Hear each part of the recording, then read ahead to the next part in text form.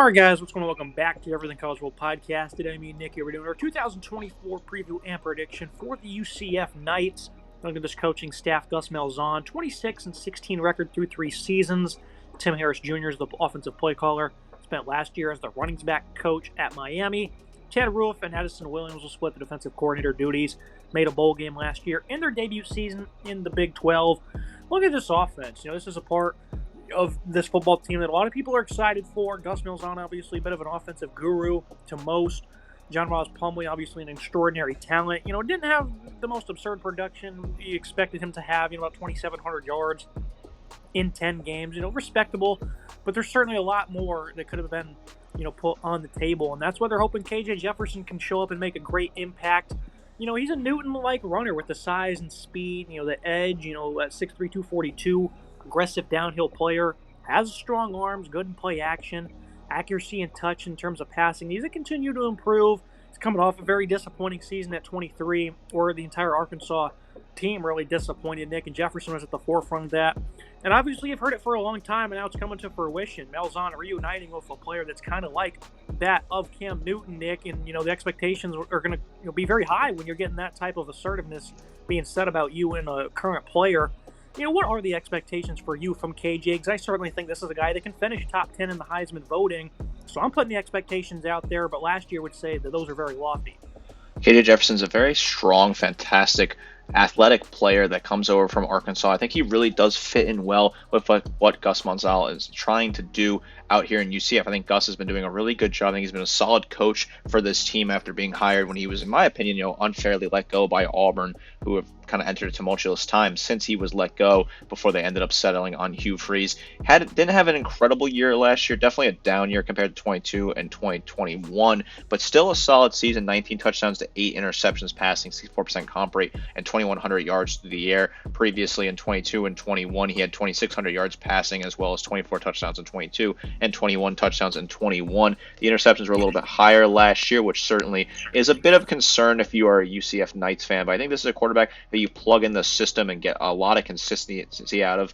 He carried the ball a lot in 2021, 146 carries during that season. He's cut down the workload as a little bit more over the earlier seasons, and he really can find a way to be a physical, bruising, running quarterback. He had 9 touchdowns in 2022, which is a very impressive number on the ground as well. I thought John Ross Plumlee is an incredible athlete, a great player for that system, and now I think you plug in Jefferson and have just as much success, if not more. This is a dream pairing and can be really fun to watch. Yep, those are the great words to say. It's dream pairing. You look at the backfield, this is a team that had an extraordinary run game last year, second nationally at 228 yards per game. They return R.J. Harvey, a guy who has exceptional quickness and speed, really sheds off arm tackles with ease, dynamic in the open field, very fast accelerator for being 5'9", 205 pounds, 1,400 yards, 16 touchdowns from him. This guy was phenomenal last year. And then you look at a guy in Penny Boone, comes over from Toledo, a guy that was originally going to go to Louisville. Certainly is one of the top backs in the portal available. He had exactly 1,400 yards and 15 scores. So an absurd amount of production here. So he arrives in Orlando. Boone, not the fastest guy, but greatly elusive. Runs like a bull on initial contact with some good ball security. He does a nice job at creating angles to win in the open field. Some nice vision and patience as well, where it allows his blocks to set up at 6'1", 230. Johnny Richardson, he was the second leading rusher last year. Greatly efficient at 5'7", 170. Miles Montgomery had some good outings for Cincinnati. He transfers in. And then Tyler Renton from Chowan College. A pretty deep room here, led by an elite duo. One of the best in the country, I would say, Nick. You're looking at over 1,800 yards and 30-plus touchdowns between the two. How can they find a nice workload balance, though?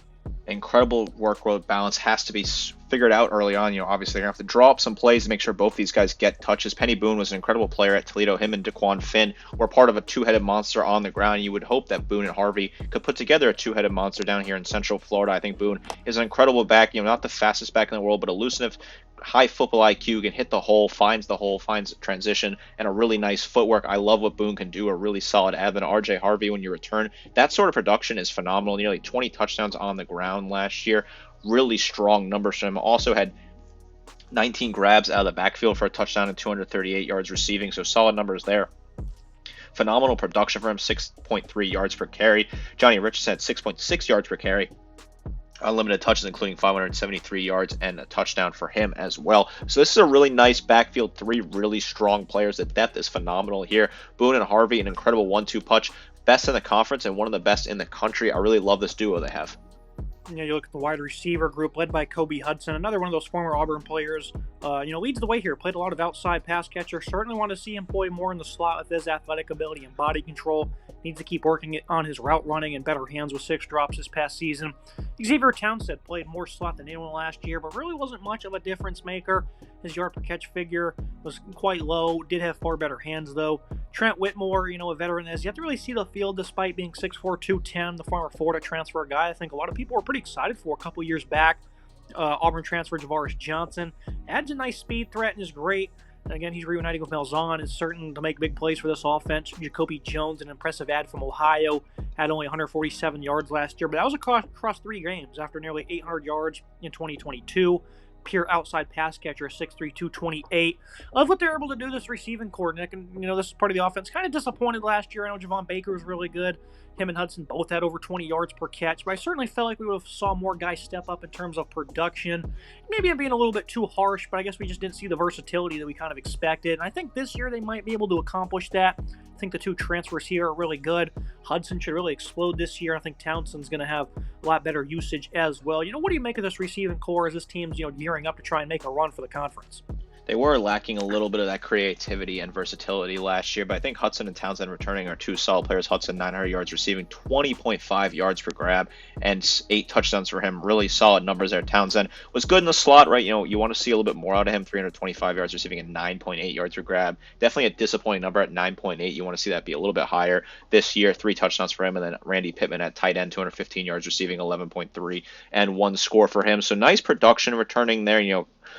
Over 1,000 yards in receiving returning production, plus adding 2 solid players in Jones and Johnson out of the portal. So I do think that there is room for this wide receiving room to get better this year. I think they are going to find some growth this year and be able to put up better number. I think Jefferson will be a bit of a better passer than John Rice Plumlee was. As much as I love the former star at Ole Miss and UCF, I do think Jefferson has the opportunity to be a bit of a more stable passer and throw it out to these guys who are really solid. This is a really solid trio they have on this front part of this offense.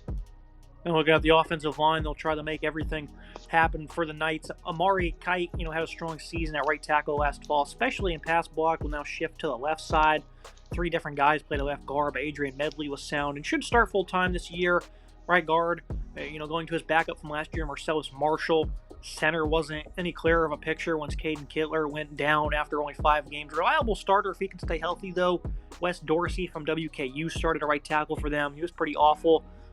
Added 2 solid transfers, though, in Keegan Smith and Jabari Brooks from Central Michigan and Samford, respectively. Brooks was good center and left guard for them. All projected starters under 320, so a slimmer unit, allowing them to be more explosive. So it's a good fit for the scheme here.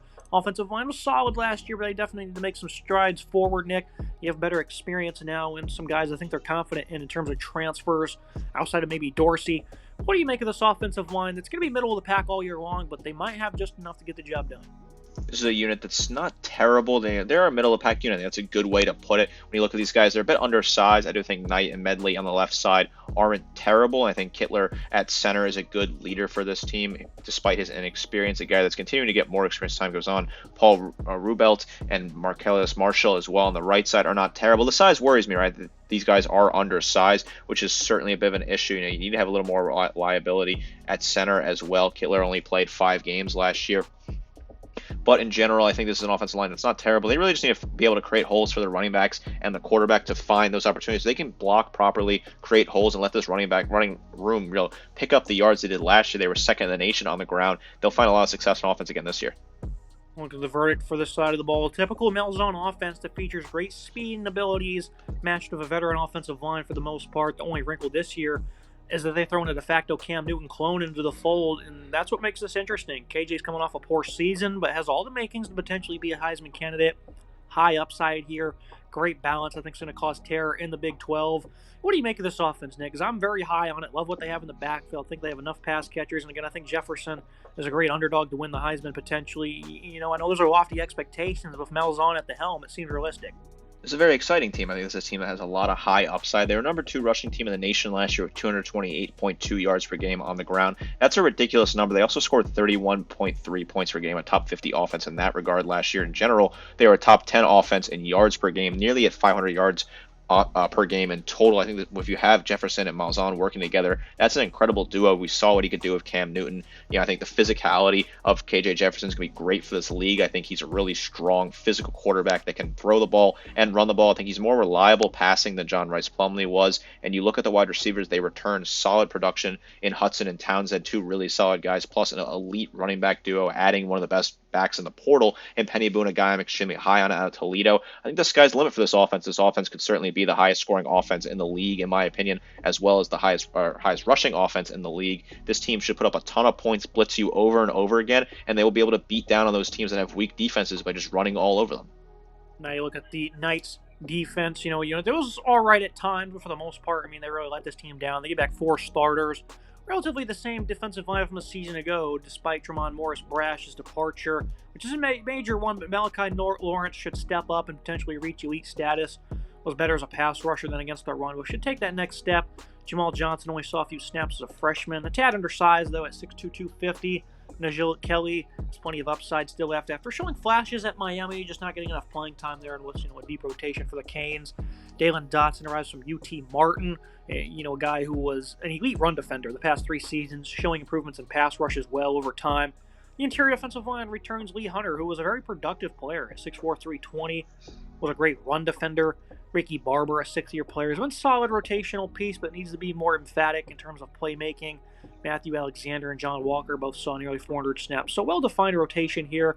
We'll need all of them to step forward, though, if they want to be better against the run. Where they were 125th nationally, Nick, they were no good. Gave up 400 yards and 5 scores to Kansas, blown out in that one. 286 to West Virginia in a double-figure loss at home. Cincinnati at 250. They were still able to beat them. And then in the bowl game, they had 284 allowed in that one. So all year long, they were just a liability against the run, giving up 4.9 yards per carry. The defensive line at times showcased good ability, but now they lose their best player at 20.5 TFL. But they do return Hunter and Lawrence, who both had double-figure tackle for loss numbers. I think you're going to see some big improvements from this defensive line. And, the true sophomore John Walker on the interior is another guy I forgot to mention. It was pretty impressive at 6'4", 310. I think they have the pieces to get this done, right, with some of the portal ads and some of the returnees. What do you make of it? I do think they have the pieces here to try and figure this out. I think there are some solid players. Hunter, a really solid guy on the stat sheet, 69 total tackles last year, 11 tackles for loss, 3 sacks, and a pass breakup. Lee Hunter, I like him there in the middle of the defense. You can play him at nose tackle, a very physical, solid guy. Malachi Lawrence, 27 total tackles, 10.5 tackles for loss, 7.5 sacks. Very nice to return that production. Obviously, that does help replace the Morris-Brash production, where he had 20.5 tackles for loss and 8.5 sacks last year. So you bring back Lawrence. I think that's really solid. John Walker, 24 total tackles, 5 tackles for loss, a half a sack for him as well. Ricky Barber, 18 total tackles, 2 tackles for loss, 1.5 sacks for him on a rotational basis. Plus, they add Kelly and Dotson from their respective programs and playing them at the Buck most likely, as those two will fight for playing time. I think those are solid guys to have as well. Caven Call, a true sophomore further down the depth chart at that Buck position. I'm not as concerned about this defensive line. They were weak against the run last year, but they return a lot of guys. The most players they return on this defensive side of the ball is in this front part of the defense. I think they'll be able to stuff the run a little bit better this year and be stronger against the run, which is certainly a key for this defense. And it will certainly need to be good up front, because the linebacking room certainly worries me. Lack of quality players in the middle. Outside of Jason Johnson, who really caused this run defense to be in terror most of the season, I thought he was a good player for them. Completely revamped unit, led by Ethan Barr, who's never exactly great at Vandy, but has some, respectable experience of 1,900 snaps to his name. Bit of an upgrade I would consider. You look at Josiah Pierre. He was no good at Texas Tech, but also brings a good amount of experience to the table. Figures to be a coverage liability, though. Xuri Alexander is a great player for Idaho in all regards, but wonder how he will fare versus improved competition. They do get back Cam Moore, who was awful, and Brandon Marshall, who should see more time at linebacker. Now, this is just not a great room right here, Nick. And again, Jason Johnson was really good for them, but he still was not all that impressive against the run. So, it's kind of a mixed bag right here, at least on the opinion of this linebacking room. They, of course, brought in Deshaun Pace, who can, at times play in the box from Cincinnati, who's a great player. And we'll talk about him in a little bit.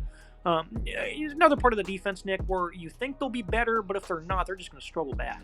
I'm extremely concerned about this linebacking core. Certainly the part of the defense that worries me the most. Cam Warren, 11 tackles last year. Brandon Marshall had 22 total tackles plus a pick. That's your only returning production. They add guys from the portal, but I'm concerned. I don't know if the ads are going to be fantastic.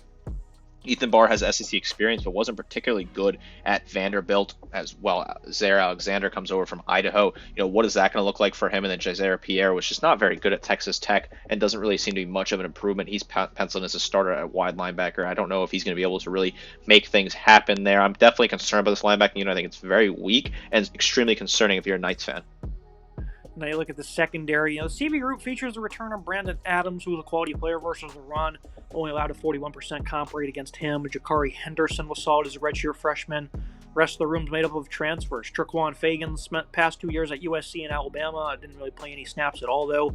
Mac McWilliams played a lot over the past 3 years at UAB. Playing more slot this past season than typical.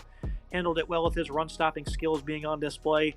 And Tony Jackson and Chasen Johnson, both quite young players with no game reps.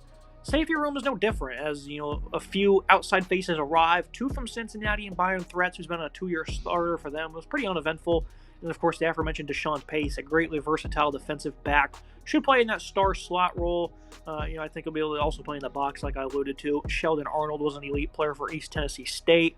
Damari Henderson was pretty good in his near 500 snaps for the Knights. And then, Ladarius Tennyson, he was no good at Ole Miss, but he's another veteran they throw into the fold. I think this should be a strong secondary. Lots of new faces, returning players. I think they're pretty good ones. 25th nationally last year against the pass. Obviously, yards were so free on the ground that certainly they didn't, face too many high-volume passing attacks, but they were still good, Nick. Only 12 touchdowns allowed on top of 12 picks, less than 200 yards, 57% opponent completion rating. I think it's certainly going to be a strength for this defense, and if the front 6/7 get it together, I think this D can really come full circle. This is a secondary that has some solid pieces. They returned Damari Henderson, 45 total tackles, 3 interceptions for him, 3 pass breakups, 3 fumble recoveries, including 1 for a touchdown. Brandon Adams, 21 total tackles for him, 4 pass breakups. Matthew Alexander, 16 total tackles and a pass breakup in limited appearances. Some decent adds out of the portal guys who really haven't played a whole lot at different programs. Mac McWilliams, what is he going to look like? Could he potentially be involved early on at right cornerback? Is that spot really seems to be up for grabs with different transfers there. The secondary I don't think is horrendous. They were not bad last year, right? Top 25 team in the nation against the pass, but really when you're getting run all over like that, it kind of makes it so you don't have to face the pass a whole lot, which I think kind of skews that stat. But I do think they'll be better in the secondary this year. I think they'll be better against the run as well and kind of more balance out this defense. The 366 passing attempts they faced was third fewest in the conference. Looking at the verdict for the defensive side of the ball, the biggest issue with this defense was the inability to show up against the run in conference play.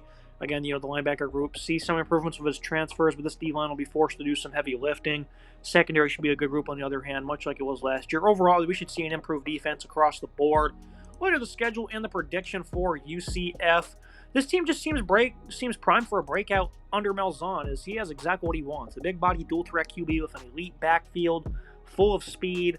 They really got speed all over, including the receiving room. This defense is a good one. Not a great one, but certainly one that can do enough, especially if they take major strides against the run.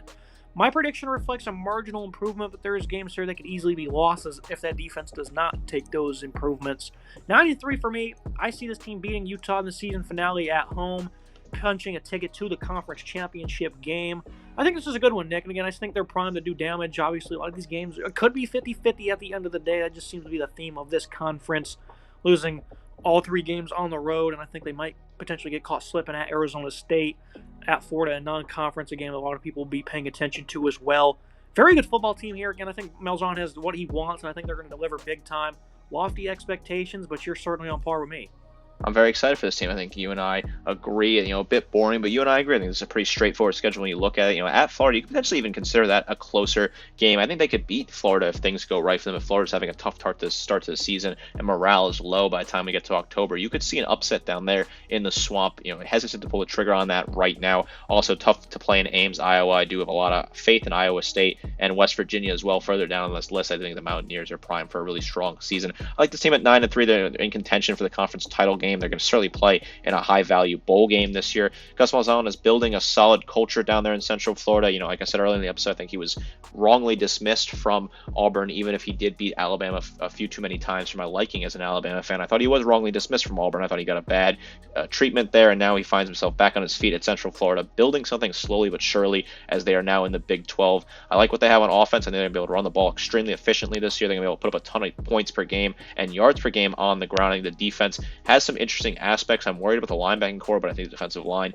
is pretty solid, plus a nice secondary group that returns some decent players, plus some transfers. This will be a fun team to watch if you have some time on a Saturday when your team's not playing. Certainly tune in and check out what this team looks like. I think they're going to be a lot of fun to watch. They're going to score a lot of points and play some really entertaining football. That's going to be it for today's episode. As always, Nick, appreciate you joining me breaking down, like you said, an exciting team here in UCF. Lofty expectations from us. Should be fun to watch regardless, though. A very exciting team on paper. Make sure you guys like, comment, subscribe. See you next time.